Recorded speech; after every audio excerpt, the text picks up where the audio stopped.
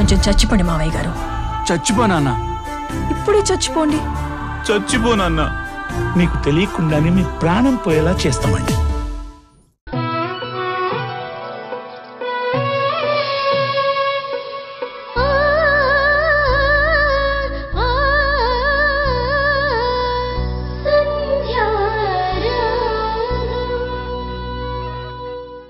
నువ్వు నోటికి ఏదొస్తే అది మాట్లాడుతున్నావు. నువ్వు మాట్లాడిందంతా మేము సైలెంట్గా వింటున్నామని మేమందరము నీకు చులకనగా కనిపిస్తున్నామా?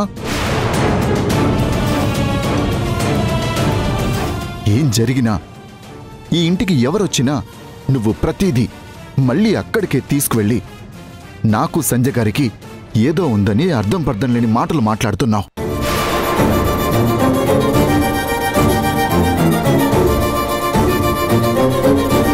అమ్మంటే గౌరవం లేదు, నాన్నంటే గౌరవం లేదు. అసలు నువ్వు ఈ ఇంటి కోడలివేనా?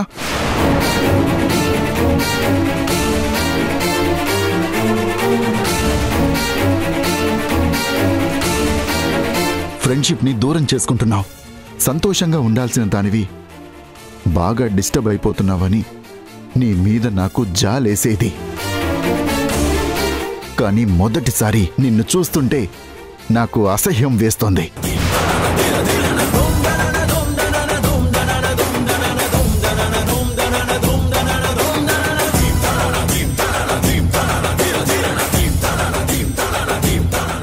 ఏం మనిషివి వింధ్యా నువ్వు?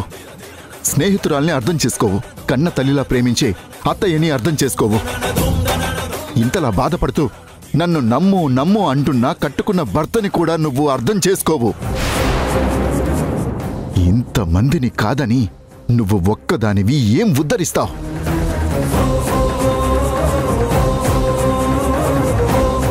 నిజంగా నువ్వన్న దాంట్లో న్యాయం ఉంటే ఈ ఇంట్లో వాళ్ళు ఒక్కరైనా ఎస్ వింధ్య చెప్పింది నిజమే, ఎందుకిలా జరుగుతుందని అడుగుతారు కదా. కానీ అలా అడుగుతున్నారా?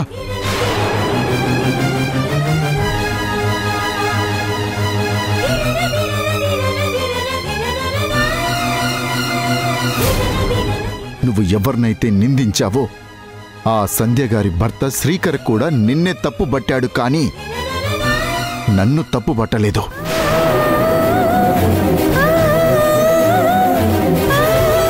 సంజయ్ గారికి రాజేష్కి మధ్య ఏదో ఉంది అంటే మా అమ్మా నాన్నలు నమ్మరు.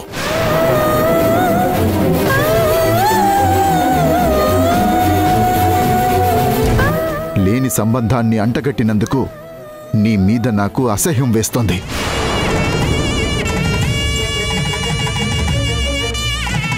మా అమ్మ ముందు గౌరవం లేకుండా మాట్లాడుతున్నందుకు నువ్వంటే నాకు అసహ్యం వేస్తోంది. అమ్మా నాన్నల ముందు ఇన్నేళ్లలో నేను ఎప్పుడూ గట్టిగా మాట్లాడలేదు. కానీ నువ్విలా మాట్లాడిన తర్వాత ఇలాంటి అమ్మాయినా నేను పెళ్లి చేసుకుందని నేను సిగ్గుపడుతున్నాను. I hate you Vindhya, Vindhya, Vindhya.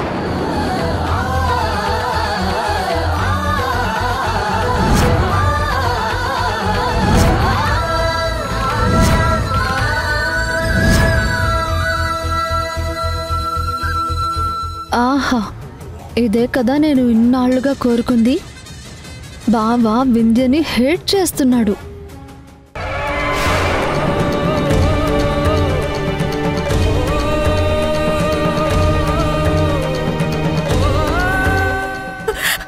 చూసారా అత్తయ్య, మీ అమ్మాయి ఏమంటున్నారో చూసారా? ఐ హేట్ యు అన్నారు. సంధ్య అలా మాట్లాడి, శ్రీకర్ కూడా అలా మాట్లాడి, ఈయన కూడా ఇలా మాట్లాడితే నా జీవితం ఏమైపోతుంది అత్తయ్య? ప్లీజ్ అత్తయ్య, ఇప్పటికైనా మీరు కళ్ళు తెరిచి నా బాధను అర్థం చేసుకుని నా గురించి మాట్లాడండి అత్తయ్య. నోరు విప్పండి, ఏదో ఒకటి చెప్పండి. ఏం చెప్పమంటావమ్మా?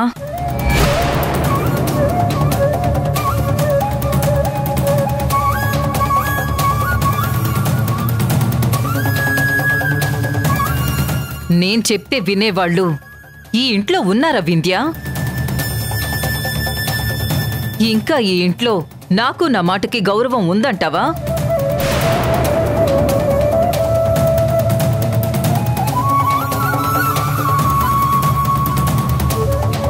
ఈ ఇంట్లో నేననేదాన్ని ఒకదాన్ని ఉన్నాను, నేను నీకు అత్తనవుతాను అని చెప్పమంటావా? కళ్ళ ముందే ఇంత జరుగుతూ ఉంటే చూస్తూ మట్టి బొమ్మలా నేను ఉండిపోయాను అని చెప్పమంటావా? లేక ప్రాణం ఉండి కూడా ప్రాణం లేని శవంలాగా బతుకుతున్నాను అని చెప్పమంటావా?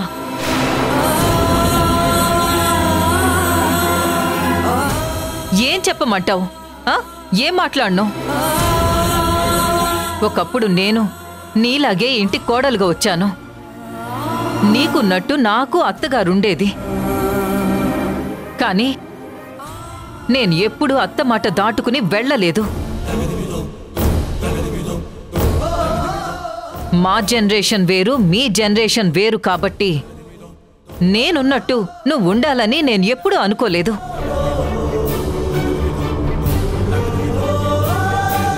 అయినా ఇంత జరుగుతుంటే మౌనం విడిచి నాతో మాట్లాడరేంటని అడుగుతున్నావు కదా. నువ్వు ఇంతలా అడిగిన తర్వాత కూడా నేను మాట్లాడకపోతే అసలు అర్థమే ఉండదు.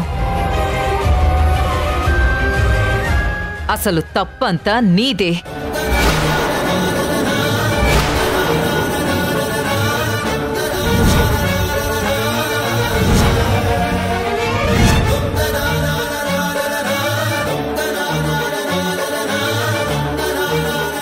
ఈ రోజు అందరూ ఇలా బాధపడ్డానికి కారణం నువ్వే.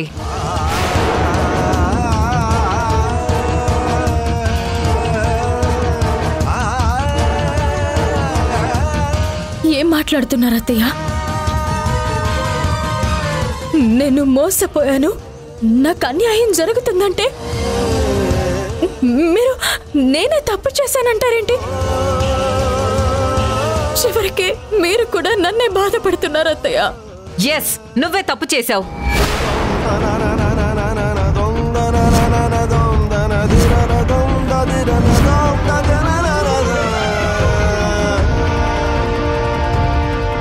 నీకు రాజేష్కి మధ్య సంధ్యను తీసుకొచ్చింది ఎవరు?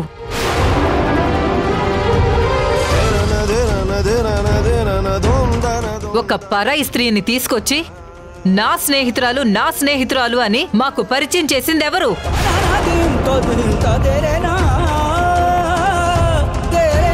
ఈ ఇంటికి కాపురం చేయడానికి నిన్ను ఒక్కదాన్నే రమ్మన్నాను. కానీ నువ్వు మాత్రం ఈ ఊర్లో నా స్నేహితురాలుంది, నా స్నేహితురాలు కోసం వచ్చాను అని చెప్పావు.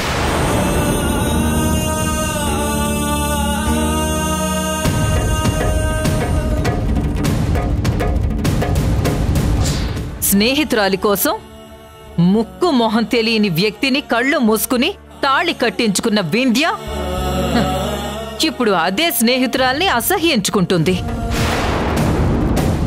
ఆ రోజు నచ్చింది అంది, ఈ రోజు నచ్చలేదు అంటుంది. ఆ రోజు సంధ్య అంటే ప్రాణం అంది, ఈ రోజు సంధ్య అంటే అసహ్యం అంటుంది. ఎవరు మారారు? నువ్వా మేమా?